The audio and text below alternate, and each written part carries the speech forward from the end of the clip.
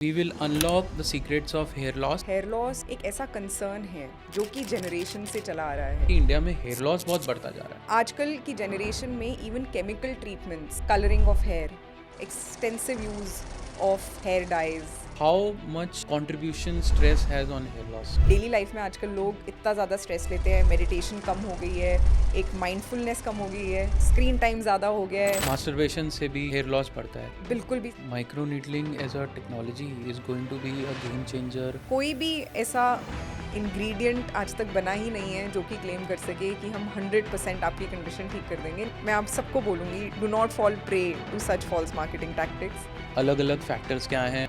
Genetic pattern of hair loss is one of the most common. आप चाहे serum या topical product 500 रुपये का लगाओ या 10,000 रुपये का, अगर वो आपके स्कैल्प में एब्जॉर्ब भी नहीं हो रहा तो वो किसी काम का नहीं. Most of the celebrities today, they have been using a hair patch, whether it is Amitabh Bachchan or it is Rajnikant or it is Karan Johar. मेरे को तो लगता है कि अगर आप माइक्रो नीडलिंग नहीं कर रहे हो तो आप सीरम फेंक दो. अगर आप प्रोफेशनल डॉक्टर के पास आते हैं इस ट्रीटमेंट को करने के लिए, हमें सिर्फ माइक्रो इंजरीज क्रिएट करनी होती है। Most of the people have experienced कि उनका बहुत ज़्यादा बाल झड़े। बाथरूम में जाते हैं, हमारे बाल ऐसे गुच्छे में बाहर आते हैं। आज के जो हमारे गेस्ट हैं वो एक सेलिब्रिटी डर्मैट होने के साथ साथ एक विजनरी भी हैं behind a chain of very renowned derma clinic Berkowits. Let me introduce you to our guest today, doctor Anupriya. Hi Gautam, it's lovely being here and I'm so honored to be a part of this podcast. Thank you for coming today. So आज का हमारा agenda है कि we will unlock the secrets of hair loss and what are the latest treatments available in the market, alternatives which are not so heavy on the pocket. So today we will unlock and explore together on this topic. Absolutely. So India में मैंने notice किया है पिछले कुछ सालों में कि hair loss के अराउंड, हेयर ग्रोथ के अराउंड सर्चेज, काफ़ी क्वेरीज आ रही हैं और इंडिया में ऐसा फील होने लगा है कि इंडिया में हेयर लॉस बहुत बढ़ता जा रहा है. So to tell you a fact, hair loss एक ऐसा कंसर्न है जो कि जनरेशन से चला आ रहा है, लेकिन at this point of time there are two things which are happening. First is कि वो एज जब हेयर लॉस होता है, हेयर थिनिंग शुरू होती है, रिसेशन ऑफ हेयर लाइन शुरू होती है, एक तो वो कम होती जा रही है. अगर वो हमारे प्रीवियस जनरेशन में 40 to 50 ईयर्स पे शुरू होती थी, आज की जनरेशन में वो मिड-20s में शुरू हो गई है. एंड उसके बहुत सारे फैक्टर्स हैं. Stress, lifestyle changes, that we are on the screen, we spend a lot of time on the screen, our dietary habits have changed, the environment has changed, and उसकी वजह से जो recession of hairline है, hair thinning है, hair loss के factors हैं, वो बहुत ज़्यादा जल्दी किसी को भी impact करने लगते हैं, जिसकी वजह से उनका concern at a very young age आना शुरू हो गया है, and that is why they want treatments at an early stage. And दूसरी चीज़ awareness बहुत बढ़ गई है. Because of presence of social media, everybody now knows that there is a treatment available. And now, because everybody knows that there is a treatment available, they want to explore that option and they want to live the best version of their life, which is a great thing.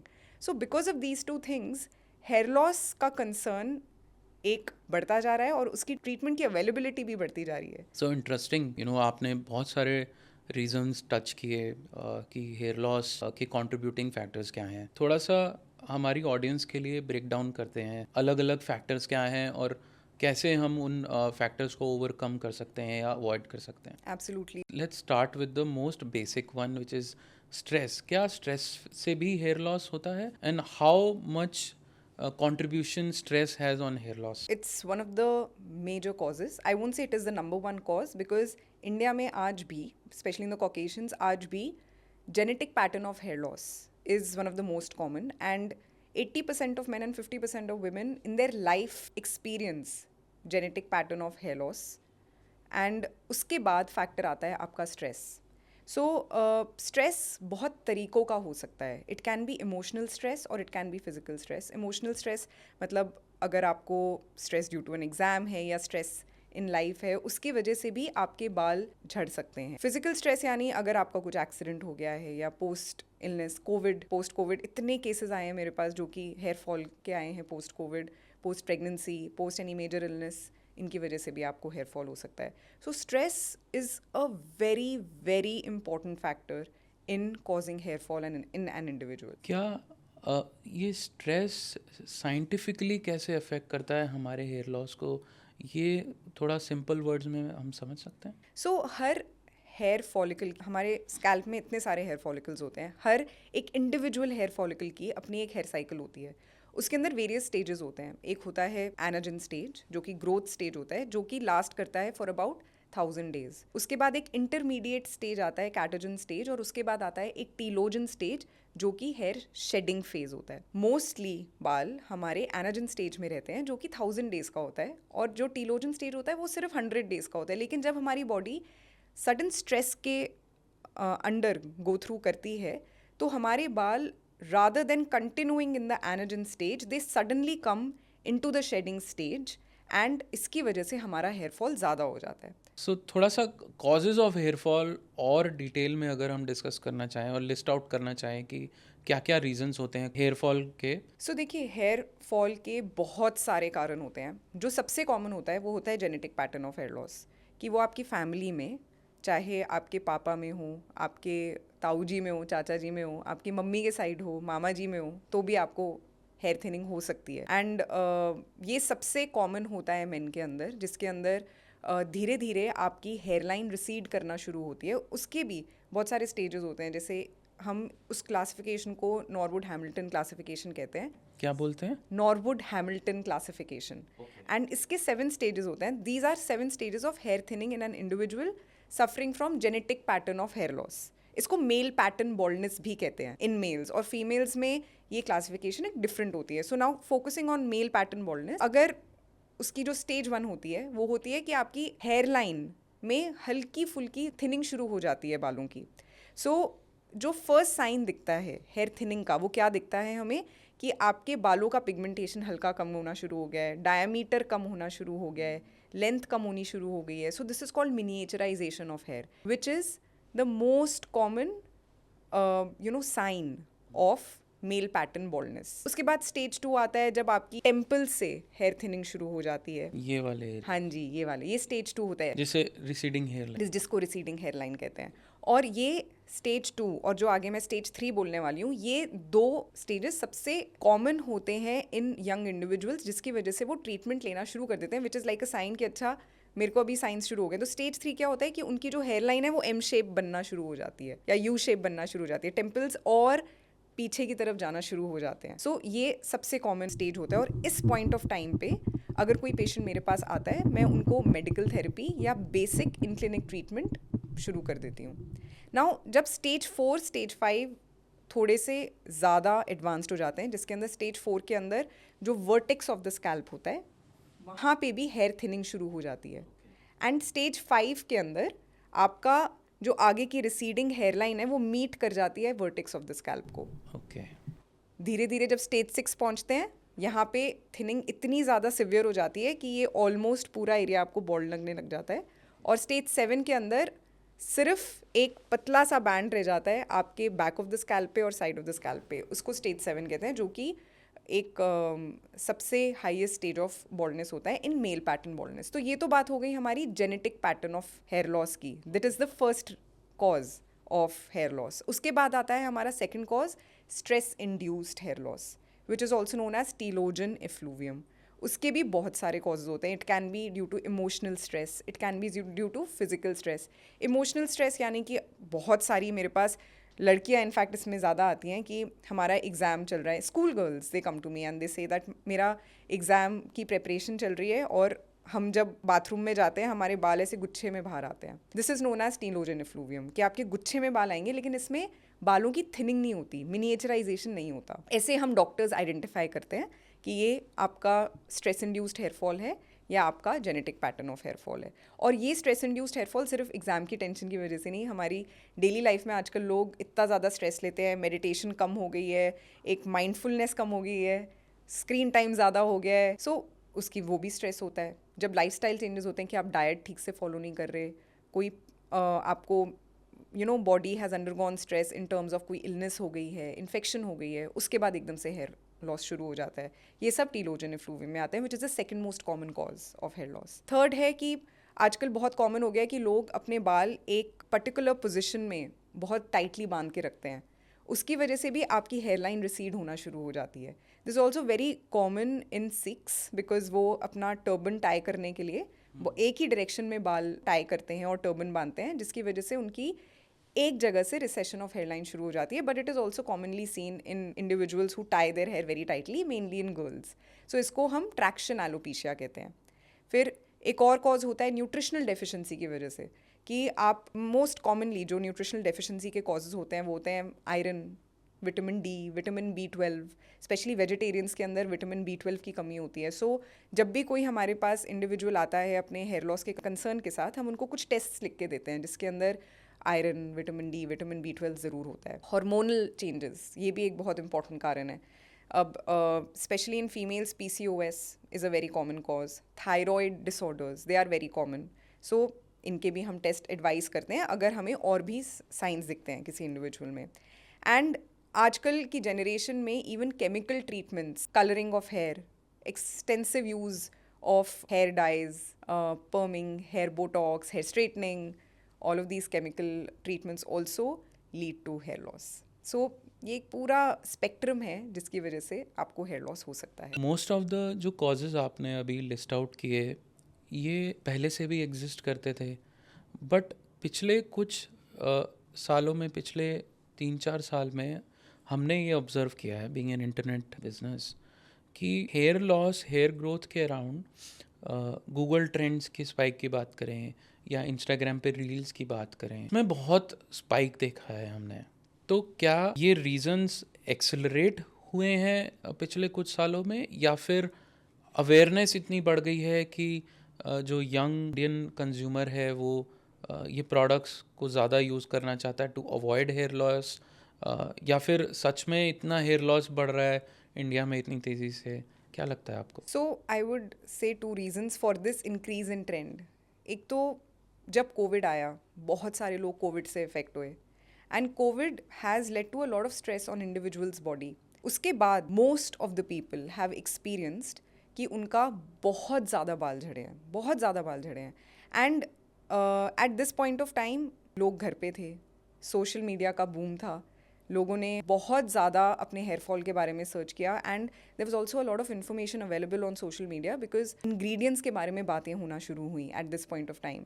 So I would really say that skin care and hair care की awareness after Covid बहुत ज़्यादा बढ़ गई थी because लोगों के पास time भी था at that point of time क्योंकि काफ़ी लोग घर पे थे. And second, genuinely after Covid बहुत लोगों ने stress induced hair fall experience किया है, जिसकी वजह से लोगों ने ट्रीटमेंट्स के पीछे जाना शुरू किया. नाउ जैसे मैंने आपको पहले बताया था, genetic pattern of hair loss की एज भी जल्दी आना शुरू हो गई है. जो हमारे फादर्स में eight N as of mid-30s शुरू होती थी या mid-40s शुरू होती थी, आज due to the lifestyle changes, due to dietary changes, due to the availability of screens in front of all of you, which also has an impact on the circadian rhythm of an individual, of the hormones, how they react in the body. उसकी वजह से आपका जो age है at which the hair thinning starts has preceded by a decade. 10 साल पहले से शुरू होना शुरू हो गया है. सो मेरे पास इतने सारे लोग आते हैं मेरे OPD में जो कि अभी अर्ली 20s में हैं and they are experiencing thinning of hair. You know, आपने इंग्रेडिएंट्स की भी बात करी है आपने. सो हेयर फॉल के अराउंड ना हमने देखा है काफ़ी मिथ्स भी हैं. For example in the body building community एक ये मिथ है कि क्रिएटिन लेने से हेयर फॉल बढ़ता है. तो क्या ये सच है? So I tell you a fact. You know, इस पे कुछ स्टडीज़ हुई थी कि एक ग्रुप था जिसके ऊपर ऑफ फुटबॉलर्स जिनको क्रिएटिन दिया गया 25 gram per day for a week's time एंड देखा गया कि क्या इससे हेयर फॉल बढ़ रहा है. सो मैं आपको थोड़ा सा बताती हूँ इसके पीछे साइंस क्या है. कि हमारे इन अ मेल इंडिविजुअल स्पेशली एक हार्मोन होता है टेस्टोस्टेरोन, वो कन्वर्ट होता है डाईहाइड्रोटेस्टोस्टेरोन में, जो कि आपके बालों के रिसेप्टर्स पे जाके रिएक्ट करता है और उसकी हेयर थिनिंग कराता है. So basically the culprit here is DHT, dihydrotestosterone hormone. ठीक है, वो DHT हार्मोन आपकी बालों की थिनिंग करा रहा है. नाउ एक ये जो स्टडी हुई थी इसके अंदर जब कुछ फुटबॉलर्स को 25 ग्राम पर डे के हिसाब से क्रिएटिन दिया गया, उनकी बॉडी में देखा गया कि हाँ ये DHT लेवल थोड़ा सा इंक्रीज़ हो रहा है.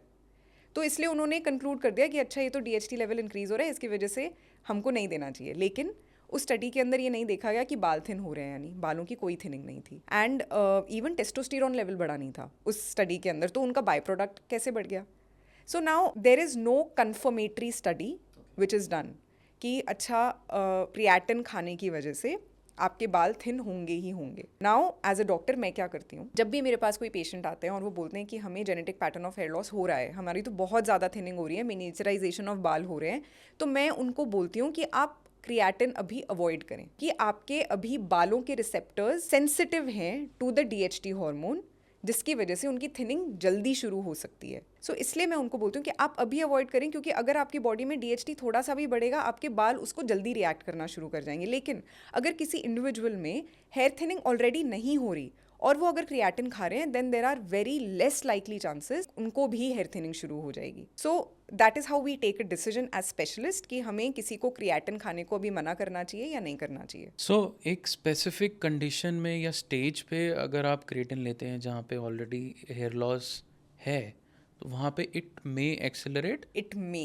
बट उस पे भी कोई स्टडी नहीं है टू वैलिडेट दिस अभी हाइपोथेसिस। कम स्टडीज़ हैं, लेकिन हमें ये भी देखना होता है कि there are lot of confounding factors which can further accelerate hair thinning. So हमें एक कंफाउंडिंग फैक्टर कम करना है अपनी तरफ से। तो अगर कोई हमारे पास इंडिविजुअल आता है कि हमें ऑलरेडी बहुत ज़्यादा हेयर थिनिंग हो रही है, तो उन लोगों को अवॉइड करना चाहिए क्रिएटिन खाना। So as a precaution, you can avoid creatine, but it is not a positive factor for hair thinning. और एक और मिथ है जो बहुत पॉपुलर है कि मास्टरबेशन से भी हेयर लॉस बढ़ता है, क्या ये सच है? बिल्कुल भी सच नहीं है, बिकॉज सी अल्टीमेटली लोग क्या सोचते हैं कि मैस्टरबेशन से टेस्टोस्टेरॉन लेवल इंक्रीज हो रहा है, जिसका बाय प्रोडक्ट मैंने आपको बताया डीएचटी होता है, जिसकी वजह से आपकी हेयर थिनिंग हो रही है, क्योंकि वो डीएचटी आपके फॉलिकल्स के एंड्रोजन रिसेप्टर्स पे जाके रिएक्ट कर रहा है और हेयर थिनिंग कर रहा है। बट मैस्टरबेशन से ऐसा कुछ नहीं, ऐसा लिंक ही नहीं है कि मैस्टरबेशन से टेस्टोस्टेरॉन इंक्रीज होता है।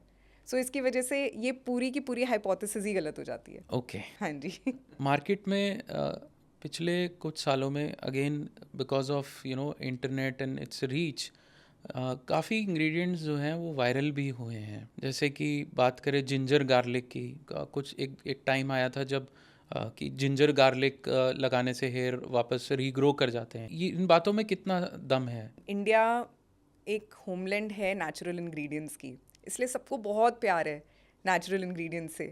And I won't say that there is no science behind it, but trust me, in the market आजकल साइंस बैक्ड इंग्रेडिएंट्स इतने आ गए हैं जो कि जिनके ऊपर पूरी क्लिनिकल टेस्टिंग करी गई है कि हाँ, हमने ये इतने इंडिविजुअल्स में करके देखा और इनके बहुत अच्छे रिजल्ट्स हैं, और हमने एज डॉक्टर्स भी इतने लोगों को प्रिस्क्राइब किया है उन इंग्रेडिएंट्स के प्रोडक्ट्स, और हमने देखा है कि उनसे बहुत अच्छे रिजल्ट्स आते हैं। And in the market, when there are science-backed products which are giving great results to everyone, why should we resort to ingredients which do not have science-backed data?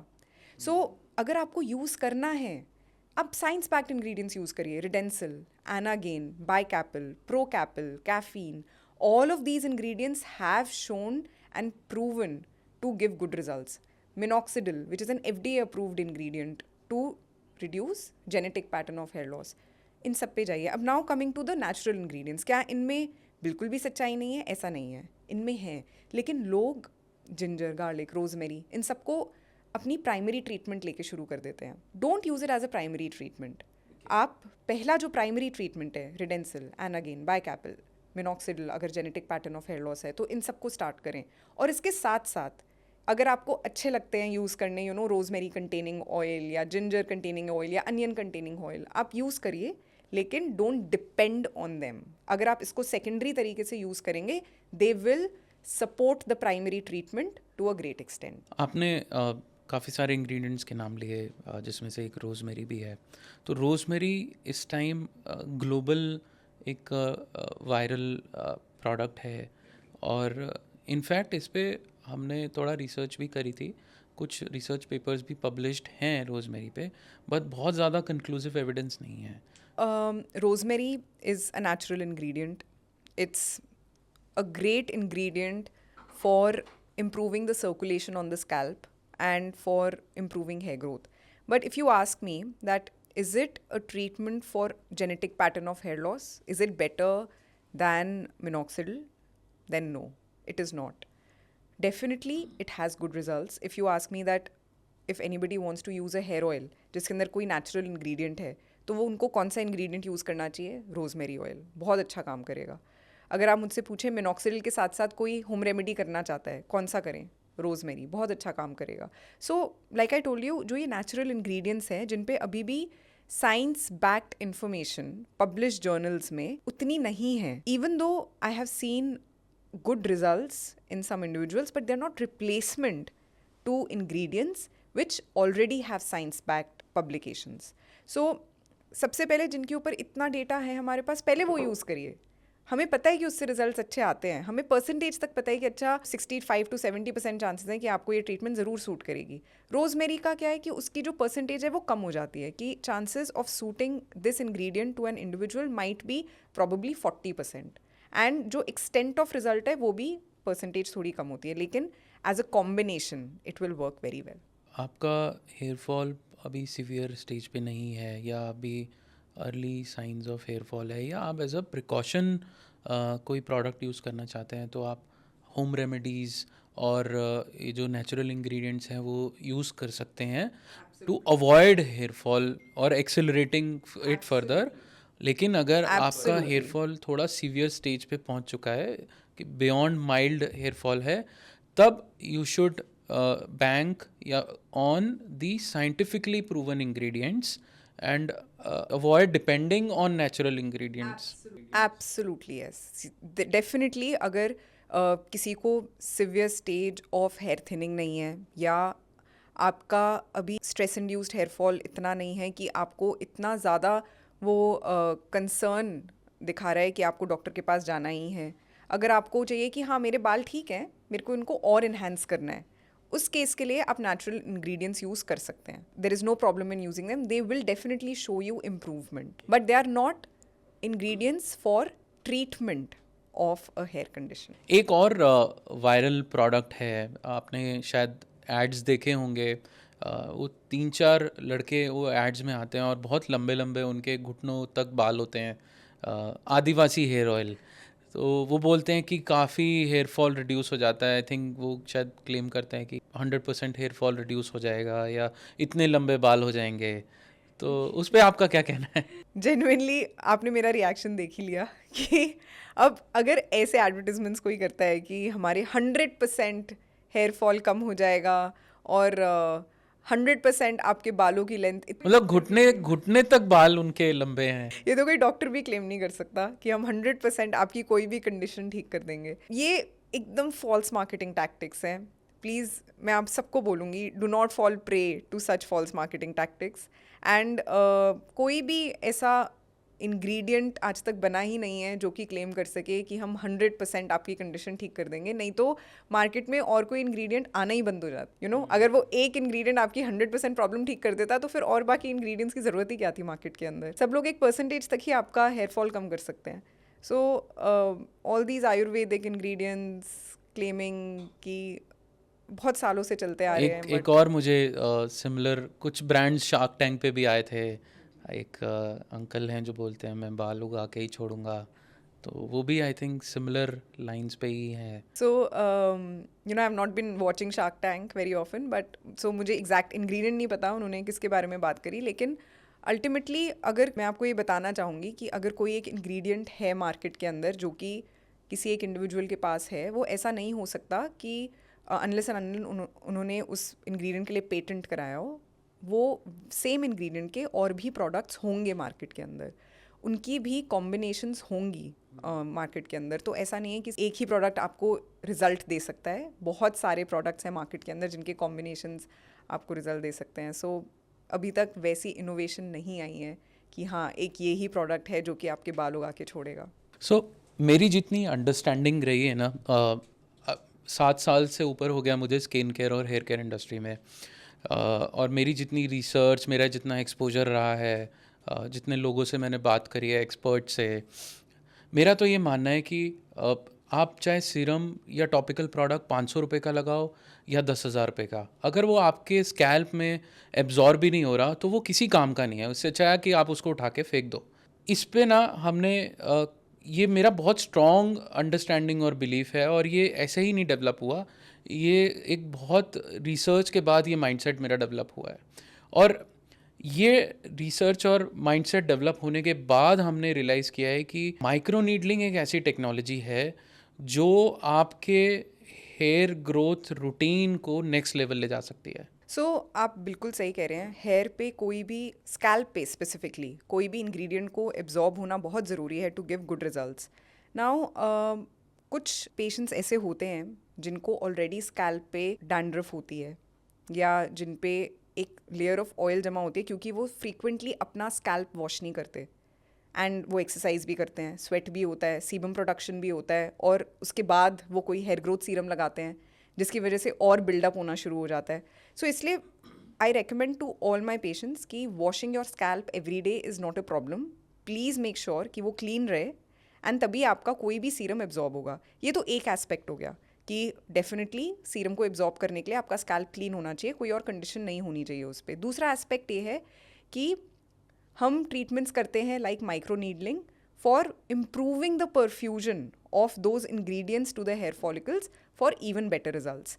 Now I got to know before this podcast that आपने भी कोई एक medical studies पे कराई हुई है in a very reputed hospital in Bombay. So I would like to know about that more. Actually हमने नहीं कराई है, but it's a study published on a US government official website NCBI। So जहाँ पे क्लिनिकल ट्रायल्स और studies के papers publish करते हैं from all over the world.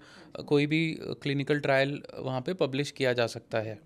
तो ये स्टडी है जो करी है LTM मेडिकल कॉलेज मुंबई ने। ये बेसिकली स्टडी के बाद ना मेरा तो माइंडसेट बिल्कुल ही चेंज हो गया था towards any hair growth serum. मेरे को तो लगता है कि अगर आप माइक्रो नीडलिंग नहीं कर रहे हो तो आप सीरम फेंक दो, अपना मत यूज़ करो। ये स्टडी के बारे में मैं आपको और डिटेल में बताता हूँ। बहुत ही इंटरेस्टिंग स्टडी है। इसमें ना 100 वॉलंटियर्स लिए थे इस स्टडी में, और इनको 2 ग्रुप्स में बांट दिया गया, 50-50। पहला ग्रुप जो था उसको मिनॉक्सिडिल सीरम से ट्रीट किया गया फॉर हेयर ग्रोथ। ये सारे वॉलंटियर्स को हेयर फॉल एक्सपीरियंस कर रहे थे या फिर उनके ऑलरेडी बाल जो है काफ़ी शेड हो चुके थे। तो पहला जो ग्रुप था जिसको सिर्फ मिनॉक्सिडिल सीरम से ट्रीट किया गया। दूसरा जो 50 वॉलंटियर्स का ग्रुप था उसको micro needling plus minoxidil serum से ट्रीट किया गया। और 6 वीक के बाद उन्होंने जो नोटिस करना स्टार्ट किया, आप यकीन नहीं मानेंगे कि इतना सिग्निफिकेंट डिफरेंस था। Let me talk numbers. जो पहला 50 का ग्रुप था उसमें सिर्फ 2 लोग में 50% से ज़्यादा हेयर ग्रोथ ऑब्जर्व करी गई, आउट ऑफ 50 ओनली 2, जिसमें सिर्फ मिनॉक्सिडिल सीरम से ट्रीट कर रहे थे। और जिस ग्रुप को मिनॉक्सिडिल प्लस माइक्रोनीडलिंग से ट्रीट कर रहे थे वहाँ पे 41 आउट ऑफ 50 पीपल में 50% से ज़्यादा हेयर ग्रोथ ऑब्जर्व करी गई। Can you imagine? 20 times That's a huge difference. more than, in fact more than 20 times। तो मेरा तो माइंडसेट बिलीफ चेंज ही हो गया वहाँ से कि और उसके बाद हमने माइक्रो नीडलिंग पे इतना फोकस किया है। In fact we are one of the leading players in the micro needling technology in India. हम लीडर हैं डर्मा रोलर स्पेस में, और हमने ये कैटेगरी में और एवोल्यूशन और अपग्रेडेशन के लिए इनफैक्ट हमने डर्मा स्टैम्प भी लॉन्च किया है, जो कि एक अपग्रेड है डर्मा रोलर का।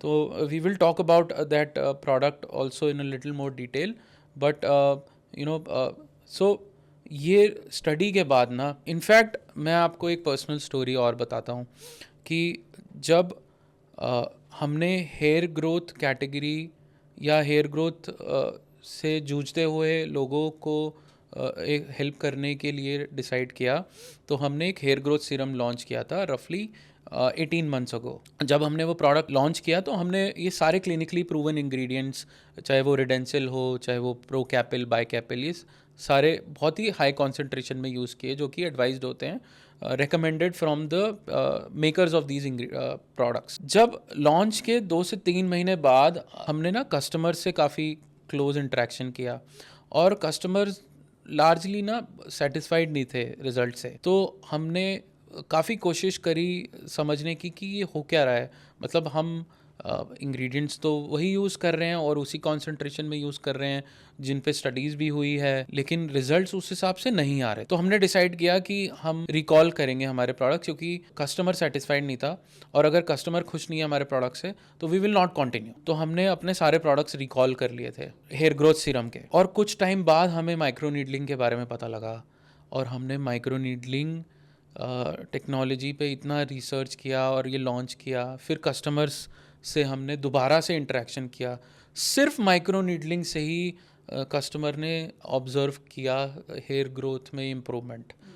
बट इसमें एक जो सबसे इम्पॉर्टेंट फैक्टर है कंसिस्टेंसी। तो जो कस्टमर ने consistently micro needling product use किए, उन्होंने large number of people saw improvement in the hair growth. तो यहाँ से हमने डिसाइड किया कि अगर हमें लोगों को हेल्प करना है हेयर रीग्रोथ में और to improve their confidence, because hair fall और हेयर लॉस ना हमने रियलाइज़ किया कि लोगों के कॉन्फिडेंस से बहुत जुड़ा है। और मैंने ये अपने पर्सनल कम्युनिटी, अपने पर्सनल ग्रुप में भी देखा है कि कुछ लोगों के जिन्होंने अर्ली एज में हेयर फॉल एक्सपीरियंस करना स्टार्ट कर दिया था, तो उनका ना कॉन्फिडेंस लो होने लगा। और इनफैक्ट मुझे भी 12 महीने पहले मेरे हेयर फॉल थोड़ा सीवियर होने लगा था। मुझे भी कहीं ना कहीं एक कॉन्फिडेंस में मेरे एक आने लगा कि यार मेरे बाल अगर और ज़्यादा झड़ते रहे इस हिसाब से तो मैं तो एक दिन बहुत जल्दी बॉल्ड हो जाऊंगा। तो ये एक पर्सनल एक्सपीरियंस भी रहा यार। ये ऐसी प्रॉब्लम है जो हमें किसी भी तरह एक इफ़ेक्टिव सॉल्यूशन लोगों को देना ही देना है। और क्योंकि सोट्रू के साथ बहुत लोग जुड़े हैं, सोट्रू में हर महीने 1 लाख कस्टमर, 1 लाख यूज़र हमारे प्रोडक्ट यूज़ करते हैं, नए यूज़र्स। तो और सोट्रू के लाइफ टाइम में हमने 25 लाख यूज़र्स को सपोर्ट किया है और एम्पावर किया है और in their beauty and hair care routines. तो कहीं ना कहीं हमारी रिस्पॉन्सिबिलिटी भी बनती है कि ये जो रिस्पॉन्सिबिलिटी है इसको हमने बहुत सीरियसली लिया। और माइक्रो नीडलिंग टेक्नोलॉजी हमें लगता है कि we have a winner at our hand. और ये माइक्रो नीडलिंग अभी नेसेंट स्टेज पे है। जैसे जैसे एजुकेशन बढ़ेगा हमें लगता है कि इसका अडॉप्शन और इसके रिजल्ट्स बहुत बहुत बेहतर आने वाले हैं। I agree with you. So इसके अंदर एक मैं बहुत इंपॉर्टेंट पॉइंट कहना चाहूँगी, education of how to use a micro needling instrument is very important. Till now as dermatologists we have been recommending our patients to get a treatment done at the clinic only with a microneedling roller instrument because लोगों को अभी भी confidence नहीं आता है कि उसको कैसे यूज़ करना है, कितने प्रेशर से यूज़ करना है। अगर लोग उसको ज़्यादा प्रेशर से यूज़ कर लेते हैं तो उससे इंजरीज भी हो सकती हैं स्कैल्प पे। So I was very very impressed with your derma stamp instrument because derma stamp के अंदर सबसे अच्छी चीज़ ये है कि उसकी नीडल लेंथ को आप कंट्रोल कर सकते हो। आप उसको 0.5 mm भी ले जा सकते हो, 0.75, 1 mm, 2 mm, 3 mm लेंथ पे ले जा सकते हो। तो अगर कोई बिगिनर है तो वो छोटी लेंथ के साथ स्टार्ट कर सकते हैं एंड धीरे धीरे लंबी लेंथ पे जा सकते हैं। और दूसरी चीज़ ये है कि because it is a stamp, it is not a roller, ये आपके बालों में अटकता नहीं है। Now it is a great tool अगर किसी को अपना इम्प्रूवमेंट लाना है रिजल्ट के अंदर, because micro needling I completely believe in the science because ये आपके स्कैल्प पे माइक्रो इंजरीज क्रिएट करता है, माइक्रो चैनल्स क्रिएट करता है। जब माइक्रो इंजरीज क्रिएट होती हैं सो आपकी बॉडी को एक सिग्नल जाता है कि हमारी बॉडी में एक इंजरी हो गई है, सो इसको हील करने के लिए ग्रोथ फैक्टर्स लाइए। सो ग्रोथ फैक्टर्स क्या होते हैं? न्यूट्रिशन होते हैं जो कि उन छोटी इंजरीज़ के पास जाते हैं। वहाँ पे न्यूट्रिशन जाता है, वहाँ पे हेयर फॉलिकल को न्यूट्रिशन मिलता है, उनकी ग्रोथ में हेल्प होती है। उसके साथ साथ सर्कुलेशन भी उधर इम्प्रूव होती है। सर्कुलेशन से अगेन ऑक्सीजन जाता है, न्यूट्रिशन जाता है, growth of hair follicle is better. Third, वहाँ पे इंजरी होने की वजह से एक और हीलिंग प्रोसेस स्टार्ट होता है कि वहाँ पे कोलैजन डेवलपमेंट स्टार्ट होती है जिसकी वजह से आपकी स्किन की क्वालिटी भी इंप्रूव होती है। And that is why this treatment is not just meant for hair but also for your skin, also for your acne scars, also for your stretch marks. It has various other indications. Most important thing is कि patient education is very important कि इसको कितनी frequency के साथ use करना चाहिए, कितनी depth पे नीडल यूज़ करनी चाहिए और उसके बाद कौन सा सीरम हमें लगाना चाहिए जिससे उनको रिजल्ट्स अच्छे आएँ। एक बार ये इन्फॉर्मेशन हम अपने कंज्यूमर को अच्छे से दे देंगे, I am 100% sure the improvement in the results will be way better, because amalgamation of both use of serums and microneedling instrument can definitely improve the results to a great extent. Microneedling as a technology is going to be a game changer in the use of serums. And आपने बहुत सारे topics पे touch किया कि microneedling की science क्या है पीछे, ये बहुत अच्छे से आपने एक्सप्लेन किया. आई थिंक आप अगर आपको सिंपल वर्ड्स में लिस्ट आउट करने हो कि माइक्रो नीडलिंग के बेनिफिट्स कहाँ कहाँ पे है यूज़र्स, आप हमारे ऑडियंस के लिए, तो आप कैसे लिस्ट आउट करोगे? और दूसरा मेरा सवाल ये है कि आपने वर्ड यूज़ किया micro injury when you were explaining the science behind micro needling. तो ये वर्ड सुन के ना कंज्यूमर के माइंड में एक डर सा बैठ जाता है और उनको लगता है कि काफ़ी पेनफुल हो सकता है, या मेरे कितना लगेगा नहीं लगेगा, मुझे यूज़ करना चाहिए नहीं करना चाहिए. स्पेशली जब वो टेक्नोलॉजी के बारे में ज़्यादा अवेयरनेस नहीं है, जहाँ पे हम जैसे ब्रांड का भी एक रोल प्ले होता है कि हम एजुकेशन में बहुत फोकस करें. उस पर भी हमने कुछ काम किया है which I will come to later. But पहले मैं जानना चाहूँगा कि क्या क्या बेनिफिट्स आपको टॉप ऑफ माइंड लगते हैं कि माइक्रो नीडलिंग के हैं, और दूसरा कि कितना पेनफुल है कितना नहीं है, लोगों के जो मन में डर है इसको लेके वो हम कैसे एड्रेस करें. नहीं, I completely agree with the concern that people have in their mind कि माइक्रो नीडलिंग इंस्ट्रूमेंट हम कैसे यूज़ करें. ये तो नीडल्स हम यूज़ कर रहे हैं अपने फेस पे या स्कैल्प पे, तो इससे तो दर्द होगा. सो डेफिनेटली अगर आप मुझसे पूछें क्या ये कम्प्लीटली पेनलेस ट्रीटमेंट है, I won't say it is painless, but it is also not painful. Will have a little bit of a discomfort in the beginning, but once you get used to it, तो आपको वो भी discomfort नहीं लगेगा. Second, आपको ये ध्यान रखना है कि अगर आप फेस पे यूज़ कर रहे हैं तो फिर आप थोड़ा longer length of needle use करें, ताकि अगर स्पेशली आप एक्ने स्कार के लिए यूज़ कर रहे हैं या रिंकल रिपेयर के लिए यूज़ कर रहे हैं, तो ताकि आपका कोई भी सीरम जो आप यूज़ कर रहे हैं या जो माइक्रो इंजरीज क्रिएट कर रहे हैं वो थोड़े डीपर डेप्थ तक हो. Now when I use the term micro injuries, जो कि लोगों को लगता है कि हमको तो इंजरी होने वाली है स्किन पे, which is very scary. Now मैं आपको कुछ चीज़ें बताना चाहूँगी. Around this instrument there are a lot of TikTok trends also which happen, and the kind of videos they show, they are baffling. I mean, I like to use this term baffling because उन्होंने इतने गंदे तरीके से इस treatment को दर्शाया है कि आपको पूरा फेस पे it is covered with a layer of blood and it looks very scary. But ideally that is not the right way of doing this treatment. Even if अगर आप प्रोफेशनल डॉक्टर के पास आते हैं इस ट्रीटमेंट को करने के लिए, हमें सिर्फ माइक्रो इंजरीज क्रिएट करनी होती हैं. Why I am stressing on the word micro is because आपको सिर्फ पिन पॉइंट ब्लीडिंग होनी चाहिए. That is the end point of this treatment. आप जैसे ही वहाँ पे माइक्रो इंजरीज क्रिएट करोगे, जो कि बहुत ही माइल्ड सुपरफिशियल इंजरीज होती हैं जिसमें ज़्यादा डिस्कम्फर्ट नहीं होता, unless and until you are very sensitive to pain, ज़्यादा डिस्कम्फर्ट नहीं होता, उतना ही में काम चल जाता है और उतने में ही हमारे बॉडी को जो रिस्पॉन्स मिलना होता है इंक्रीज ग्रोथ फैक्टर सप्लाई के लिए या इंक्रीज सर्कुलेशन सप्लाई के लिए या इंक्रीज्ड सप्लाई ऑफ कोलाजन के लिए, इंक्रीज प्रोडक्शन ऑफ कोलाजन के लिए वो काम हो जाता है. So that is why I think Gautam, I am sure आपने इस चीज़ पे सोचा भी होगा. We have to make videos for our consumer and show them that how physically a derma stamp is used, so that they also gain confidence कि हाँ हमें यही टेक्निक यूज़ करनी है. and once our consumer knows that this is the correct technique of using it, you will gain more confidence, and you'll also gain more confidence once you see that हाँ इस technique को use करने से मुझे results मिले हैं. जैसे ये दो चीज़ें साथ में होने लगेंगी, I am sure that you will be able to use the tool properly.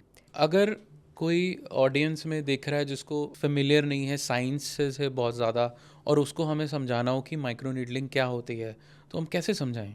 So micro needling basically आपके स्किन पे माइक्रो पंचर्स क्रिएट कर रहे हैं, और उन माइक्रो पंचर्स के थ्रू जो सीरम सिर्फ नॉर्मल स्किन से एब्जॉर्ब होता था, नाउ उन माइक्रो पंचर्स के थ्रू एब्जॉर्ब हो रहा है. So to give you a very basic example, जैसे अगर कोई हम पौधा उगाते हैं किसी गमले में और हम उस पौधे में पानी डाल रहे हैं, जब हम नॉर्मली पानी डालते हैं वो एक सर्टन स्पीड से ही एब्जॉर्ब होता है मिट्टी के अंदर.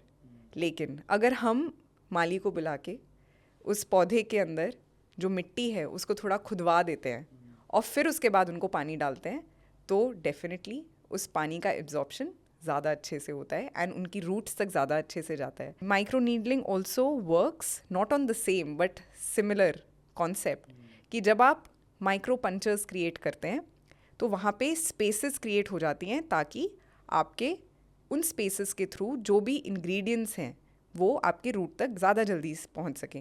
लेकिन उसके साथ साथ एक और बेनिफिट होता है कि वहाँ पे सर्कुलेशन बढ़ जाती है स्कैल्प में, ग्रोथ फैक्टर बढ़ जाती है स्कैल्प में एंड कोलाजन प्रोडक्शन भी ज़्यादा हो जाता है स्कैल्प में. सो आप बेसिकली ये कहना चाह रहे हैं कि माइक्रो नीडलिंग जो टेक्नोलॉजी है वो अपने आप में ही एक बहुत पावरफुल प्रोसेस है to heal and to generate a healing response your body. और अगर आप उसके ऊपर सिरम भी यूज़ करते हैं तो वो एक एडिशनल बेनिफिट है. तो दोनों चीज़ें इंडिविजुअली भी आपको बेनिफिट्स प्रोवाइड कर रही हैं, लेकिन अगर आप दोनों को कंबाइन करते हो तो आपकी जो बेनिफिट्स हैं वो नेक्स्ट टू फोल्ड हो जाते हैं. सो आई थिंक ये समझना बहुत ज़रूरी है हमारे ऑडियंस के लिए. और जब क्या आपका रिकमेंडेशन है कि सीरम जो हम यूज़ करते हैं हमारे स्किन पे या स्कैल्प पे वो विद माइक्रो नीडलिंग करना चाहिए या without micro needling? Definitely combination of both of them will give you better results. अगर आपको माइक्रो नीडलिंग इंस्ट्रूमेंट यूज़ करने में हिचक है दिमाग के अंदर, तो आप ये सोचें कि मैं अगर प्लेन सीरम यूज़ करूँगा और माइक्रो नीडलिंग नहीं करूँगा तो मुझे क्या बिल्कुल बेनिफिट नहीं मिलेगा? नहीं, ऐसा नहीं है. अगर आप सिर्फ सीरम भी यूज़ करेंगे बेनिफिट मिलेगा. So instead of using nothing ensure to use the serum at least. लेकिन अगर आप बेटर रिजल्ट चाहते हैं, टू फोल्ड रिजल्ट चाहते हैं, डेफिनेटली अगर आप माइक्रो नीडलिंग के साथ साथ सीरम यूज़ करेंगे आपको बेटर रिजल्ट मिलेगा both on your face and on your scalp. Now कितनी फ्रीक्वेंसी में यूज़ करना चाहिए? आई वुड रेकमेंड कि स्कैल्प पे अगर आप twice a week micro needling करेंगे और उसके साथ साथ सीरम यूज़ करेंगे, you will get very good results. You have to be consistent with the technique and you have to ensure that you're using the technique correctly. कि आप micro punctures create कर रहे हैं, अगर पिन पॉइंट ब्लीडिंग हो रही है that is a very very good sign. Do not injure your scalp severely. Micro injuries create करिए, वहाँ पे पिन पॉइंट ब्लीडिंग आए that is the best point and उसके ऊपर आप सीरम लगाएं. It will give you wonderful wonderful results. Now coming to your face, depending upon आप कितनी लेंथ ऑफ नीडल यूज़ कर रहे हो. अगर आप 1 mm नीडल यूज़ कर रहे हो अपने फेस के ऊपर, तो आप अगर वंस अ वीक भी यूज़ करते हैं और उसके बाद सीरम लगाते हैं, that is great. And then continue with the serum consistently and continue this technique also consistently. Now I would also give you an example of my patient who consulted with me online. You know, I have a lot of online consultations also happening with me, especially post-COVID. So, जब उनके बहुत significant stretch marks थे and COVID का time था, she did not want to go to any clinics to get a treatment done, and she was also breastfeeding her child. She did not know what treatment to use because वो retinoids भी अपने body पे use नहीं कर सकती because she is breastfeeding her child. Now what treatment to go for? ना ही वो clinic में laser use कर सकती हैं. So I suggested her to use a derma roller and I suggested her to use breastfeeding safe creams after using derma roller. And trust me, she used it consistently for 3 months. She used it twice a week on her stretch marks and she used the creams that I suggested her to use. And within 3 months, she was so happy. She consulted me again. She sent her pictures. Her stretch marks were reduced to more than 50%, which is genuinely, I was also surprised to see because the patient was consistently doing it. You know, because the patient consistently did it, she used the creams properly, even if she was not doing the derma roller, those 5 days in a week, वो 5 दिन उन्होंने consistently creams लगाई. And उनकी क्योंकि एक commitment थी कि मेरे को ये treatment ढंग से करना है, जब उन्होंने ढंग से treatment किया, she found a remarkable result in her stretch marks. In fact, we also, harp on it while speaking to our consumers on कि कंसिस्टेंसी जो है और कमिटमेंट लेवल जो है वो बहुत इम्पॉर्टेंट है इस ट्रीटमेंट में. लोग अक्सर ये करते हैं कि कोई नया प्रोडक्ट स्टार्ट करते हैं यूज़ करना और उनको हफ्ता 2 हफ्ता 3 हफ्ता में रिज़ल्ट नहीं मिलते तो वो ट्रीटमेंट छोड़ देते हैं. जबकि consistency of at least 45 days is so important. कई लोगों को जल्दी रिजल्ट आ जाते हैं, कई लोगों को थोड़ा सा टाइम लगता है, लेकिन आपको ये प्रूवन टेक्नोलॉजी है. ऐसा नहीं है कि इसमें कोई एम्बिगिटी है, तो ये इस पे रिसर्च पेपर्स भी डॉक्यूमेंटेड हैं, इतने ट्रायल्स हुए हैं, तो रिजल्ट ना आने का तो सवाल नहीं होता. हाँ, स्केल ऑफ रिजल्ट में vary from people to people, but consistency is one thing जो हम अपने यूज़र्स को बोलते हैं कि प्लीज़ प्लीज़ बी कंसिस्टेंट. और हमारी टीम भी बहुत रेगुलरली फॉलो अप करती है हमारे यूज़र्स से कि आप ये यूज़ करना मत छोड़ो. रिज़ल्ट आना बहुत हाई प्रोबेबिलिटी है कि रिज़ल्ट आएगा, और कितने टाइम में आएगा ये डिपेंड करता है person to person. I think consistency is very important while using this treatment. तो I also like to show our audience कि ये डर्मा रोलर और डर्मा स्टैम्प कैसे काम करते हैं. उससे पहले मैं ऑन दी एजुकेशन बिट मैं आपको एक और इंटरेस्टिंग चीज़ बताऊं कि जब आपने काफ़ी चीज़ें समझाई, ये ना टेक्नोलॉजी बहुत नई है, तो कस्टमर को या यूज़र को समझने में ना बहुत एजुकेशन लगता है. तो इसके लिए ना हमने एक गाइड भी क्रिएट किया है, जो कि हम हर प्रोडक्ट के साथ एज अ लीफलेट वो पैकेजिंग में देते हैं, ताकि यूज़र जब वो प्रोडक्ट रिसीव करे तो उनको मैक्सिमम जो उनके दिमाग में क्वेश्चंस होते हैं, चाहे वो नीडल लेंथ से लेके हों, कि कौन सा नीडल लेंथ कौन सी कंसर्न के लिए यूज़ करना है और क्या फ्रीक्वेंसी होनी चाहिए उसकी, इस पे ये सब हमने गाइड में कवर किया है. हमने रिसर्च पेपर्स के लिंक्स भी कवर किए हैं कि वो देख सकते हैं वो लिंक्स पे जाके QR कोड स्कैन करके कि कौन कौन सी रिसर्च पेपर पब्लिश्ड हैं अराउंड माइक्रो नीडलिंग. तो वो एक जितना आई थिंक एजुकेशन हो उतना कम है इस एरिया में, क्योंकि ये टेक्नोलॉजी बहुत नई है. सिमिलरली जब शेविंग ब्लेड्स इंट्रोड्यूस हुए थे मार्केट में, जिलेट ने जब इंट्रोड्यूस किए थे, तो लोग बहुत डरते थे. वो चाहते थे कि वो बार्बर शॉप ही जाएं और शेव वहीं से कराएं, और घर पे शेविंग ब्लेड्स लाने से बहुत डरते थे. तो लेकिन आज देखो हर घर में एक शेविंग ब्लेड है. ऐसा कोई हार्डली कोई घर होगा जिसमें शेविंग ब्लेड नहीं है. तो जब नया कुछ टेक्नोलॉजी या नया कुछ ऐसा आता है तो लोग शुरू में हेजिटेट करते हैं, बट जैसे जैसे अवेयरनेस बढ़ती है, जैसे जैसे एजुकेशन बढ़ती है, तो वैसे वैसे लोगों का कॉन्फिडेंस भी बढ़ता है, ट्रस्ट भी बढ़ता है. तो आई थिंक ये भी एक उसी स्टेज पे है माइक्रो नीडलिंग, जहाँ पे हमें एजुकेशन और ट्रस्ट बिल्ड करना है. और इसके बेनिफिट्स तो मल्टीफोल्ड हैं ही, चाहे वो स्किन रिजुविनेशन हो, चाहे वो आपने बताया स्ट्रेच मार्क्स रिमूवल हो, या एक्ने स्कार रिमूवल हो, या फिर हेयर ग्रोथ हो. तो बहुत सारे अलग अलग बेनिफिट्स हैं. I think this has a very wide application across. मैं इसमें एक पॉइंट ऐड करना चाहूँगी कि जब भी कोई कंज्यूमर कोई डर्मा रोलर या डर्मा स्टैम्प यूज़ करना चाहे, उसकी सैनिटाइजेशन बहुत ज़रूरी होती है, जिसके ऊपर मैं थोड़ा स्ट्रेस करना चाहूँगी और सबको बताना चाहूँगी कि कैसे आपको उसको क्लीन रखना है और सैनिटाइज रखना है, ताकि जब भी आप उसको यूज़ करें उसकी इफ़ेक्टिवनेस मेंटेन रहे और आप उसको सेफली यूज़ कर पाएँ. सो जब भी कोई भी प्रोडक्ट ऑफ डर्मा रोलर या डर्मा स्टैम्प आप यूज़ करेंगे, सबसे पहले आपको इंश्योर करना है कि उसको आप अल्कोहल से क्लीन करें. जैसे कोई सैनिटाइज़र आता है मार्केट में 100% अल्कोहल का, वो आप लिक्विड उसके ऊपर स्प्रेड कर सकते हैं. And after cleaning it with an alcohol spirit, you have to clean your scalp also with an alcohol swab or with an alcohol spirit, and then उसके बाद आप derma roller use करें. Now after using the derma roller or derma stamp on your scalp, you then have to wash it under water first. Don't use your finger, please don't. And तेज़ धार के पानी से आप उसको wash करें. And उसके बाद आप ऐसा कर सकते हैं कि एक छोटे से कप के अंदर अगर आप थोड़ा सा अल्कोहल स्पिरिट डाल दें एंड उसको डिप करके रखें इंस्ट्रूमेंट को in that for about 30 minutes, and then just wipe it with a cotton and keep it back. No, this is very important. In fact, this was one of my questions to you as well. और हम ये भी बताएं अपने audience को कि ये precaution लेना क्यों ज़रूरी है, क्यों सैनिटाइज करना ज़रूरी है, और क्या सिर्फ 100% अल्कोहल में करना डिप ज़रूरी है, या फिर 70 to 80% अल्कोहल में भी. अगर आप आधा घंटा उसको डिप करके रखते हैं 70 to 80% ऑफ अल्कोहल के अंदर, then that's more than enough. You just have to ensure कि आप अपनी फिंगर ना यूज़ करें साफ़ करते वक्त, एंड आप एक कॉटन लेके उसको डैब डैब करके फिर बाद में क्लीन करके अंदर रख लें. सिर्फ आप अगर ये प्रोसेस, जो कि एक बहुत ही ईजी प्रोसेस है, it is not something which is complicated, it's just to get into the habit of doing it, कि आपने एक छोटा सा बीकर या कप लिया, उसके अंदर आपने अल्कोहल स्पिरिट डाला, आपने पहले उसको डिप कर लिया 15 से 20 मिनट तक कॉटन से पोंछ के अपने स्कैल्प को क्लीन करके फिर उसको यूज़ किया, बाद में पानी से धोया, उसके बाद आपने उसको अल्कोहल स्पिरिट के अंदर फिर से डिप कर लिया, कॉटन से पोंछा और रख दिया, दैट्स ऑल। और क्यों ज़रूरी है डेफिनेटली ये? अगर आप उसको नहीं करते हैं क्लीन तो इन्फेक्शन होने के चांसेस होते हैं, because you know you're ultimately using it on your skin. उसके ऊपर सीबम भी आएगा, उसके ऊपर जो एक नेचुरल बैक्टीरिया आपके स्कैल्प पे होता है वो भी आएगा, तो उसको क्लीन करना बहुत ज़रूरी है। और ब्लड भी आएगा, ब्लड भी आ सकता है।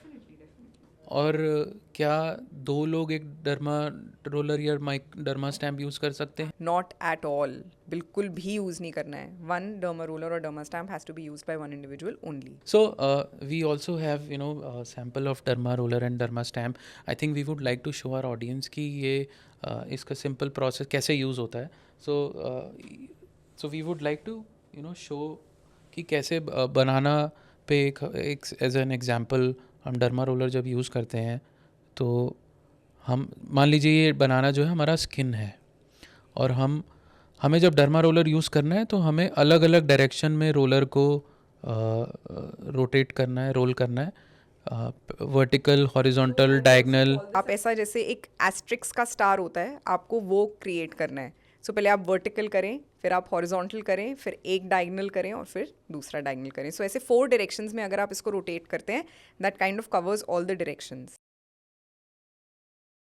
सो अगर आप देख सकते हैं तो कितना कॉन्सेंट्रेटेड माइक्रो पंचर्स बनाना पे क्रिएट हो रहे हैं, और ये करने के बाद जब ये ऑलरेडी अपने आप में एक हीलिंग रिस्पॉन्स जनरेट करता है बॉडी से, मान लीजिए अगर आपकी स्किन है, और इसके बाद अगर आप कोई टॉपिकल सॉल्यूशन या सीरम या क्रीम यूज़ करते हैं तो वो बहुत एफिशिएंटली एब्जॉर्ब होगा, और उसके जो बेनिफिट हैं, उसकी जो एफिशिएंसी है वो मल्टीफोल्ड इंक्रीज हो जाती है। सो ये तो हो गया डर्मा रोलर। अब बात करें हम अगर डर्मा स्टैम्प की, I would like to show doctor Anupriya that so doctor, we are the first brand in India to launch derma stamp. I think it's our responsibility कि हम एक अपग्रेड दें इंडियन कंज्यूमर को ऑन माइक्रो नीडलिंग टेक्नोलॉजी। कुछ derma roller in itself is a very useful and a very powerful tool, but इसकी भी ना कुछ लिमिटेशंस हैं। जैसे अगर मैं इन प्रोडक्ट का यूज़र हूँ तो मैंने जो ऑब्ज़र्व किया कि जब मैं डर्मा रोलर अपने स्किन पे यूज़ करता हूँ, या अपने रिसीडिंग हेयरलाइन पे यूज़ करता हूँ, या मैं अपने बियर्ड पे यूज़ करता हूँ, तब तो बहुत अच्छे से ये यूज़ होता है। बट जहाँ पे मैं अपने स्कैल्प पे बात यूज़ करने की कोशिश करता हूँ तो इसमें ना बाल फंसते हैं। तो जब मैंने ये प्रॉब्लम फेस करी तो आई थॉट कि यार there has to be a better solution to all of this. So this is where we came up with derma stamp. और ये डर्मा स्टैम्प के कई 2-3 मेन अपग्रेड्स हैं। पहला जो कि ऐसे रोटेट करूं, यहाँ पे ना नॉब, रोटेटिंग नॉब है। डर्मा रोलर की लिमिटेशन है कि आपको एक ही नीडल लेंथ मिलता है, या तो आप 0.5 ले सकते हो या आप 1 mm ले सकते हो, बट स्टैम्प में आपको 0.25 से लेके 3 mm तक की नीडल लेंथ मिलती है। तो depending on what problem you are using the micro needling for, you can adjust the needle length. Okay, that is one. Second, जब मैं अपने स्कैल्प पे इसको यूज़ करता हूँ तो मेरे बाल नहीं फंसते हैं। मैं बहुत ही ईजीली इसको यूज़ कर सकता हूँ बिना बाल मेरे अड़े या टूटे। तो ये एक बहुत बड़ा एडवांटेज है स्पेशली फॉर मेन। बाल हमारे छोटे होते हैं तो बहुत अड़ते हैं, माइक्रो नीडलिंग यूज़ करते, डर्मा रोलर यूज़ करते, पर इसमें नहीं।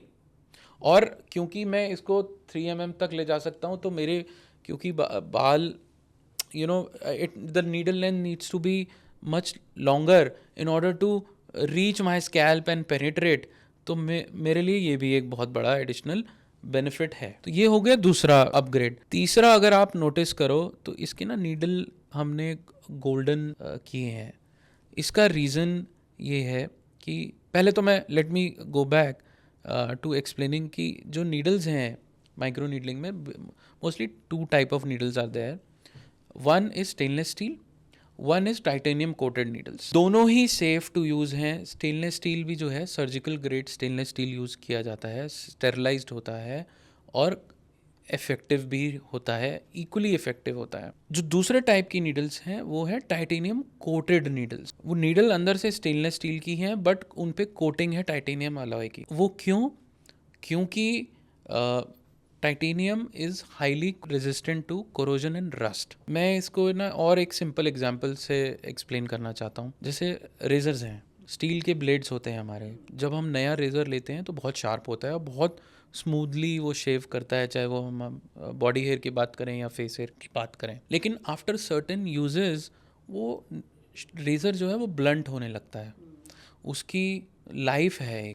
तो ऐसे ही स्टेनलेस स्टील जब हम डर्मा रोलर या स्टैम्प यूज़ करते हैं तो वो भी ब्लंट होता है after certain number of uses. वो लाइफ बढ़ाने के लिए हमने डर्मा स्टैम्प में specially golden signifies titanium coated. It's not gold in real but gold colour titanium quotation. तो इससे फॉर एग्जांपल अगर मैं सिर्फ स्टेनलेस स्टील की नीडल करता तो शायद 10 से 15 सेशंस के बाद मेरी नीडल्स ब्लंट होनी शुरू हो जाती, वो कम इफ़ेक्टिव होने लगती धीरे धीरे।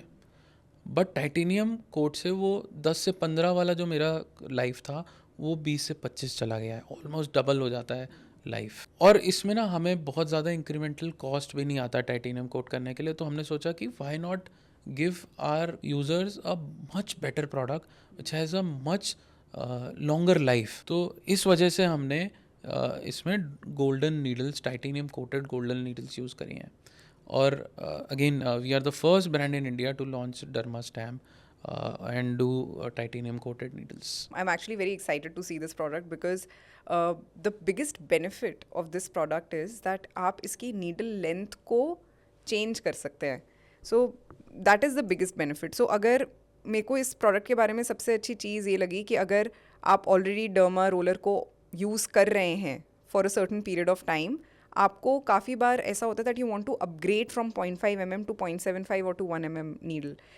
इसके अंदर क्योंकि एक तो टाइटेनियम कोटेड है तो इसकी लाइफ ज़्यादा चलेगी। दूसरी, जब आप ऑलरेडी 0.5 mm एक बार यूज़ कर चुके हैं, आप अपने आप ही 0.75 से अपग्रेड कर सकते हैं इन द नेक्स्ट सेशन। फिर उसके बाद आप 1 mm से अपग्रेड कर सकते हैं in the next session. So it is a very upgradation of your treatment on your own while you use it, which is a great tool to have.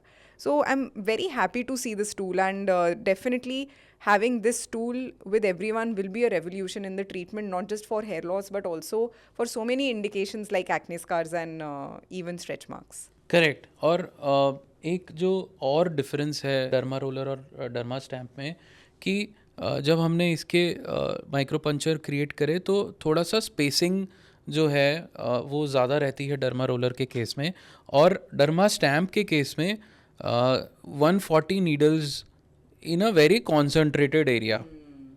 तो अगर मैं ऐसे डर्मा स्टैम्प यूज़ करूँ बनाना पे तो ये काफ़ी कॉन्सेंट्रेटेड मुझे ट्रीटमेंट देता है। And that too in one pressure. Correct, and that too in one pressure. और ये हमने रिसर्च किया है कि टारगेटेड एरियाज होते हैं जैसे एक्ने स्कार, स्ट्रेच मार्क्स, तो वहाँ पे इस तरह का प्रोडक्ट बहुत यूज़फुल है। No, I agree with you. This is definitely, Derma Stamp is definitely an upgradation of science and technology as compared to Derma Roller. और आपने जब बात करी स्टेरिलाइजेशन की तो एक इसका कवर भी मिलता है, इसमें आप अल्कोहल फिल करके you can easily put your derma stamp, dip your derma stamp like this and you can sterilize it. And you know, the best thing I also see is that once the Derma Stamp is sterilized, उसके बाद आप needles को अंदर कर दें and उसके बाद उसको store कर लें, तो उससे आपकी needles के अंदर कोई भी chance of infection and chance of any sort of bacterial contamination नहीं हो सकती, which is great. So, doctor, we get a lot of question asked from our users. तो हमने कुछ एक लिस्ट प्रिपेयर करी है जो बहुत frequently asked questions होते हैं, so I would like to Absolutely, yes, absolutely. So एक जो बहुत कॉमन क्वेश्चन आता है यूज़र से कि कितना टाइम लगेगा हमें रिजल्ट्स दिखने में या हमारे हेयर ग्रोथ में। सो देखिए, जब भी कोई हम हेयर ट्रीटमेंट स्टार्ट करते हैं, चाहे वो मेडिकल थेरेपी ही क्यों ना हो, I always tell my patients to consistently use it for a minimum period of 3 months. Specially जब आप कोई हेयर सीरम लगा रहे हैं, कोई ओरल सप्लीमेंट खा रहे हैं, न्यूट्रिशनल सप्लीमेंट खा रहे हैं. नाउ अगर आप किसी ट्रीटमेंट को एक स्केल ऊपर ले जाते हैं, अगर आप उसके साथ साथ कोई माइक्रो नीडलिंग इंस्ट्रूमेंट यूज़ कर रहे हैं at home along with the oral supplements and with serums, then you can see the results within 6 weeks. But you have to be patient for 6 weeks. काफ़ी लोग ये एक्सपेक्ट करते हैं कि पहले 2 weeks में ही हमें रिजल्ट दिखना शुरू हो जाएगा. ऐसा नहीं होता. आपको कंसिस्टेंटली यूज़ करनी है ट्रीटमेंट, और वो ट्रीटमेंट भी आपको डिफरेंट फेजेस में दिखाई देती है कि पहले आपको दिखेगा कि आपका हेयर फॉल धीरे धीरे रिड्यूस हो रहा है, और फिर उसके बाद आपकी हेयर ग्रोथ शुरू होती है. उसके अंदर भी पहले एकदम छोटे छोटे बेबी हेयर आते हैं, और उसके बाद वो अपना पिगमेंट और डायमीटर गेन करते हैं. और माइक्रो नीडलिंग पे तो हमने काफ़ी डिटेल में डिस्कशन किया. व्हाट डू यू रेकमेंड कि किस तरह का हेयर ग्रोथ सीरम कंबाइन करना चाहिए माइक्रो नीडलिंग के साथ? क्या उसके सो इंग्रेडिएंट्स होने डिपेंड चाहिए? करता है आपका हेयर लॉस का रीज़न क्या है. अगर आपका हेयर थिनिंग हो रहा है due to genetic pattern of hair loss, the most gold standard treatment is minoxidil. But minoxidil comes with its own challenges. कि अगर कोई minoxidil यूज़ करता है, सबसे पहले तो उनको ये प्रिपेयर्ड होना होता है कि हमारा first month of usage of minoxidil में थोड़ा सा हेयर फॉल हो सकता है. बिकॉज मिनॉक्सिडिल क्या करता है कि आपके पहले सारे बालों को शेडिंग फेज में लाता है, और फिर उनकी एक न्यू हेयर साइकिल स्टार्ट करता है, यानी कि फिर उनको ग्रोथ फेज में लाता है. सबसे पहला फैक्टर ये. सेकेंड, मिनॉक्सिडिल जब तक आप यूज़ करते हैं तब तक उसका रिजल्ट रहता है, लेकिन अगर मिनॉक्सिडिल आप यूज़ सडनली करना बंद कर देते हैं तो जो रिजल्ट मिनॉक्सिडिल की वजह से आते हैं वो धीरे धीरे चले जाते हैं फिर. और एक कॉमन कंसर्न भी है अराउंड मिनॉक्सिडिल के उसके साइड इफ़ेक्ट्स भी होते हैं. हाँ, सो लोगों को ये साइड इफ़ेक्ट लगता है, मतलब कि माइंड में एक ये मिथ क्रिएट हो गया है कि मिनॉक्सिडिल अगर हम यूज़ करना बंद कर दें हमारे सारे बाल चले जाएंगे. ऐसा नहीं है. जो मिनॉक्सिडिल की वजह से ग्रोथ होती है वो बाल झड़ जाते हैं after stoppage of using of minoxidil. That is one side effect which is the most common dreaded side effect amongst individuals, because उनको लगता है कि हमें तो irregularly यूज़ करना है और हमें थोड़े ही टाइम के लिए यूज़ करना है. अगर आप कंसिस्टेंटली मिनॉक्सिडिल नहीं यूज़ कर सकते then there is no point of starting it. So even though a lot of patients come to me with genetic pattern of hair loss and they do not want to use a treatment consistently, then I tell them कि फिर आप minoxidil मत use करो, क्योंकि उसको irregularly use करने से बेहतर है फिर आप नॉन मिनॉक्सिडिल सीरम्स यूज़ कर लो, जिसके भी अच्छे रिजल्ट आएंगे और जिसका ये साइड इफेक्ट भी नहीं होगा कि जब तक आप यूज़ करोगे तभी तक उसका रिजल्ट रहेगा, और जैसे ही यूज़ करना बंद कर दोगे सडनली चला जाएगा. डेफिनेटली हेयर सीरम के साथ भी ये फैक्ट है कि जब तक आप यूज़ करोगे तभी रिजल्ट रहेगा, लेकिन एटलीस्ट सडन हेयर फॉल नहीं होगा after stoppage of using of other ingredients. Now, what are those other ingredients other than minoxidil? The most popular and effective ingredients are Redensil, Anagain, Procapil, Bicapil. Even caffeine is very effective. And these ingredients, when used together, give very, very good results. और minoxidil में क्या hormonal imbalance भी issues face करते हैं users? नहीं, ऐसा नहीं है. मिनॉक्सिडिल के साथ कोई हार्मोनल इम्बैलेंस नहीं होता, लेकिन incidence of headaches can happen because it increases the circulation on the scalp.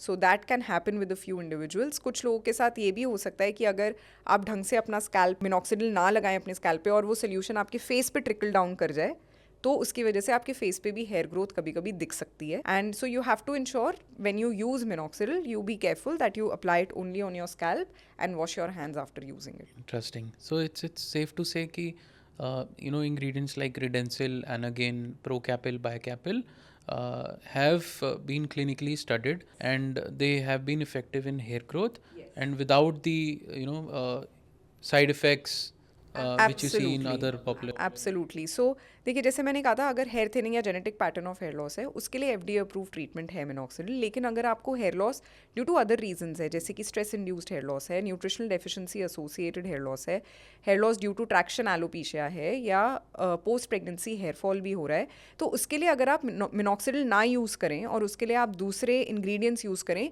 तो भी आपको रिजल्ट्स बहुत अच्छे मिलेंगे. And I would rather recommend कि आप पहले, अगर आपको कोई हेयर ट्रीटमेंट शुरू करनी है, rather than straight away starting with minoxidil, get used to application of a serum containing these effective ingredients. They will also lead to very good results. And once you use them along with other modes of treatment like microneedling, then their absorption will be even better and will lead to better results. और एक जो question हमें बहुत commonly हमारी specially male users जो हमें पूछते हैं कि क्या हेलमेट या कैप यूज़ करने से हेयर फॉल इंक्रीज होता है? सो देखिए, अब ये एक बहुत ही कॉमन क्वेश्चन है कि हेलमेट या कैप पहनने से आपका अगर हेयर फॉल या हेयर थिनिंग हो सकता है. सो आई टेल यू, जब आप हेलमेट बहुत लंबे समय तक हर रोज़ कंसिस्टेंटली पहनते हैं तो उससे क्या होता है कि a pressure is put on certain hair strands. Now when certain hair strands experience that pressure, या आप अपने बाल पीछे टाइट करके फिर उसके बाद अगर हेलमेट पहनते हैं तो वहाँ पे धीरे धीरे वो बाल पतले हो सकते हैं ड्यू टू ट्रैक्शन एलोपेशिया, जो मैंने आपको पहले बताया था. सो डेफिनेटली इन रीजंस की वजह से when it is used over a long period of time, over months and years, and when it is done in the same direction, same pressure on same follicles, then it can lead to hair thinning in that particular area. Now, जैसे मैंने आपको कहा था कि hair treatments जैसे कि serums के साथ साथ माइक्रो नीडलिंग भी एक बहुत अच्छा एट होम ट्रीटमेंट है. उसके साथ साथ मैं आपको एक और ट्रीटमेंट के बारे में बताना चाहूँगी जो है लेज़र कैप्स.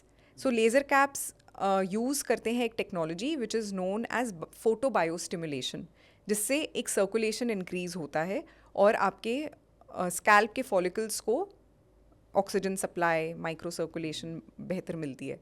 सो उससे भी एक रिज़ल्ट बहुत अच्छा आता है, which is another good at home treatment along with using the hair growth serums, along with micro needling which can be used twice a week, along with laser caps which can also be used twice a week. ये laser cap क्या similar है red light और blue light therapy से? So LED therapy is different and laser cap is different, which is low level laser stimulation.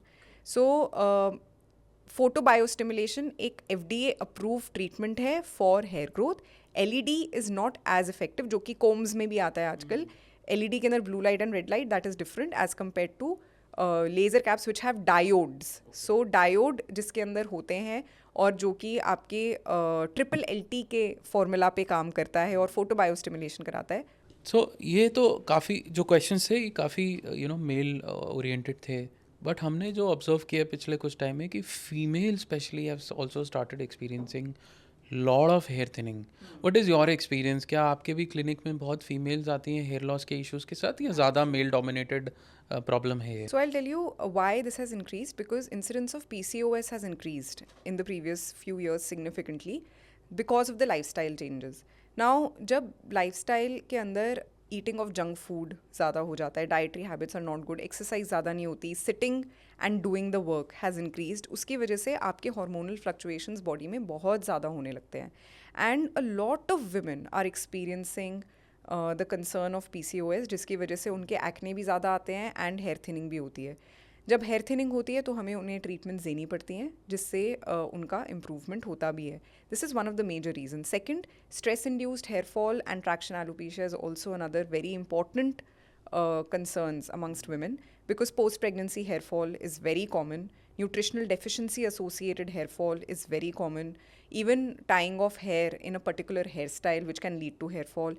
Even post significant chemical treatments, आजकल सब लोग अपने बाल इतने ज़्यादा कलर कराते हैं, हेयर बोटॉक्स, हेयर स्ट्रेटनिंग इतनी ज़्यादा कॉमन हो गई है कि उसकी वजह से भी बालों का डैमेज बहुत होने लगा है एंड लोग हेयर फॉल के कंसर्न के साथ आते हैं. So it is something which has in fact increased and it has become equivalent to the number of patients who are coming to our clinic. So I'll tell you, amongst men usually जिनको genetic pattern of hair thinning होती है उनका incidence ज़्यादा होता है in the clinic, at least in my clinic, and incidence of multiple factors leading to hair fall amongst women is common, and the number of patients who are coming to me for hair fall is 50-50. I think हम as a generation, specially when I look at females, काफ़ी expose कर रहे हैं अपने scalp को to harsher chemicals, चाहे वो colouring हो, चाहे वो ड्रायर्स और प्रेसिंग या रीबॉन्डिंग, केराटिन ट्रीटमेंट्स. तो शायद इस वजह से भी काफ़ी हेयर थिनिंग और हेयर फॉल इश्यूज हो रहे हैं. Absolutely yes, absolutely yes. Okay. And how big a factor is sleep in hair fall? So देखिए, sleep comes under lifestyle. It maintains the circadian rhythm of the body, which also maintains a hormonal balance in your body. जब आप sleep नहीं लेते हैं, the levels of stress in your body increases, and that can impact not just your hair but your entire system of your body, which can also be seen in your skin and can also be seen in your hair. it is not associated with genetic pattern of hair thinning, but it can increase hair fall to a certain extent.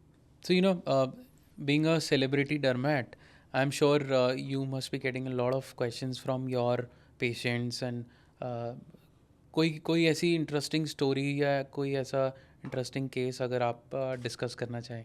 Definitely. सो बहुत लोग आते हैं हमारे पास every day in and out, and आजकल के ज़माने में सबको जल्दी रिजल्ट चाहिए. एंड सब लोग आके बस यही बोलते हैं कि डॉक्टर आप बस हमारे बाल ऐसे ठीक कर दें कि हमें एक हफ्ते के अंदर रिजल्ट मिल जाए और हमारे बाल झड़ना बंद हो जाए और हमारी ग्रोथ भी हो जाए. So these are something which are very very common, and we have to tell our patients to have patience, and we also tell them कि आप थोड़ा सा कंसिस्टेंसी मेंटेन करें. काफ़ी लोग ऐसा एक मैजिक पिल चाहते हैं कि हमें एक मैजिक पिल दे दो जिससे हमें कंसिस्टेंसी भी ना फॉलो करना पड़े और जिससे हमें रिजल्ट्स भी अच्छे आ जाएं. सो ऐसा होता नहीं है. एंड इवन अगर हम इन क्लिनिक ट्रीटमेंट्स भी करते हैं जो कि ज़्यादा पोटेंट होती हैं, उनको भी रिजल्ट दिखाने में 3 महीने लग जाते हैं. सो that is the only thing that we have to tell our patients ki have some patience, and have then some patience. yeah. Yes. लेकिन आजकल क्विक फिक्स ट्रीटमेंट्स भी अवेलेबल हैं. अगर किसी को इमीडिएट रिजल्ट चाहिए और उनको कोई मेहनत नहीं करनी of having consistency, then hair replacement और hair patches is a very very common thing that people also go for. कि उनको अगर सडन डेंसिटी चाहिए अपने बालों में without having any consistent routine, then just go for hair replacement patches. आपको अपने टाइप का हेयर स्टाइल मिल जाता है. एंड आजकल to tell you a fact, most of the celebrities today, they have been using a hair patch, whether it is Amitabh Bachchan or it is Rajnikant or it is Karan Johar or it is Ranbir Kapoor or it is Kapil Sharma. Everybody uses a hair patch. Yes, everybody uses a hair patch. Even Ranbir Kapoor from the very beginning. Even Hrithik Roshan. Wow. Even Varun Dhawan. Wow. Everybody uses a hair patch. And through these hair patches, actually, उनको वो desired density मिल पाती है और they can make any sort of a hairstyle that they want to.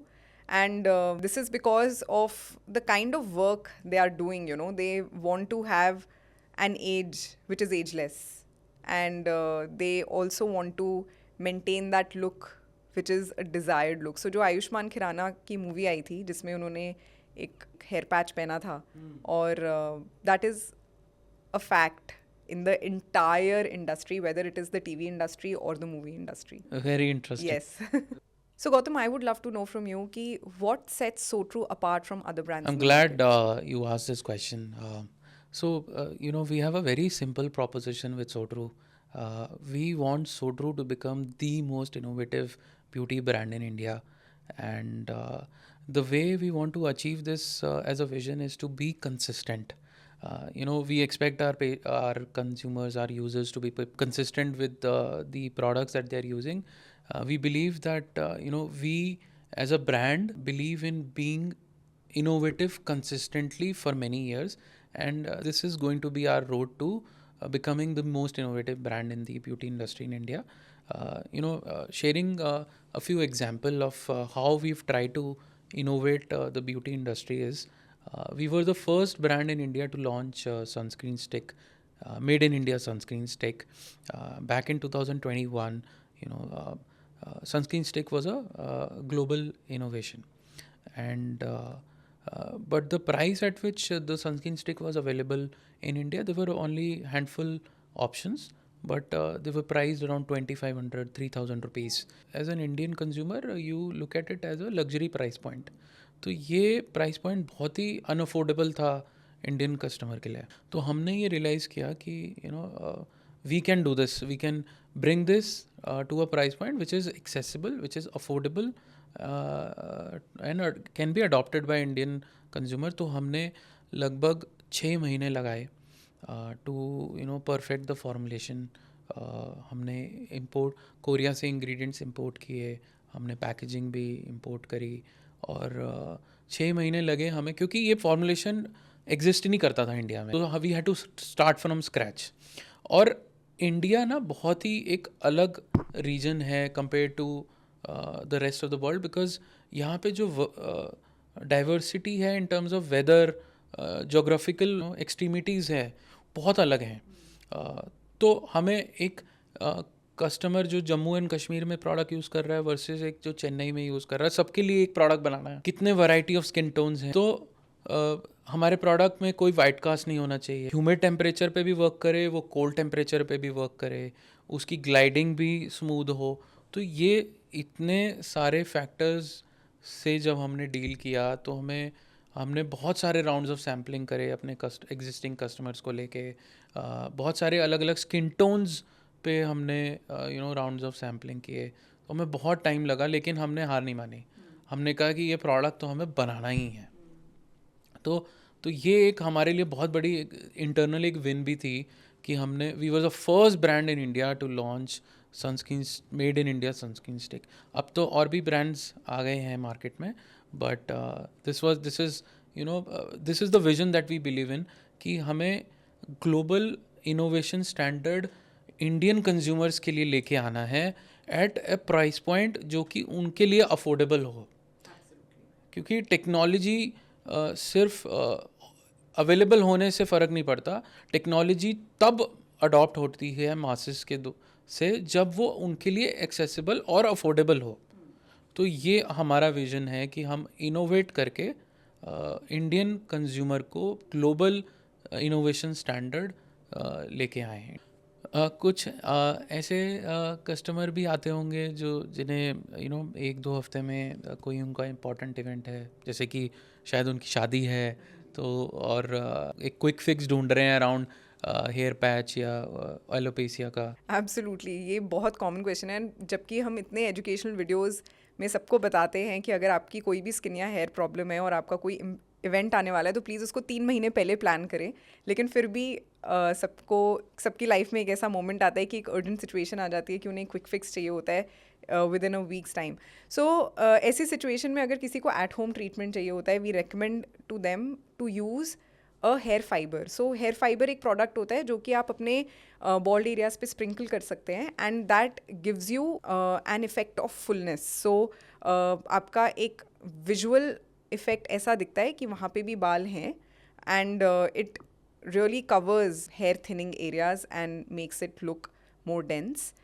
Second, काफ़ी लोगों के अगर grey बाल होते हैं एंड उनके बहुत छोटे छोटे ग्रे बाल होते हैं and they don't want to dye their hair, then there is a product called no grey product जो कि आपके उन सब बालों को ब्लैक कर देता है. एंड अगर किसी को एकदम ऐसा क्विक फिक्स चाहिए होता है कि नहीं हमें तो हेयर फाइबर यूज़ नहीं करना, हमें कोई ऐसी चीज़ चाहिए जो कि एकदम हमारे बाल ले आए, तो फिर हम हेयर पैच उन्हें रेकमेंड करते हैं जो कि उनके फेशियल शेप के हिसाब से हम एक हेयर स्टाइल क्रिएट कर सकते हैं उनके फेस पे, which will give them an immediate result and people are usually satisfied with it. Thank you so much, and all the best for your journey as well. I think you've done an excellent job with Berkowitz, and we wish you all the best for your future endeavors as well. Thank you so much. It was lovely being here.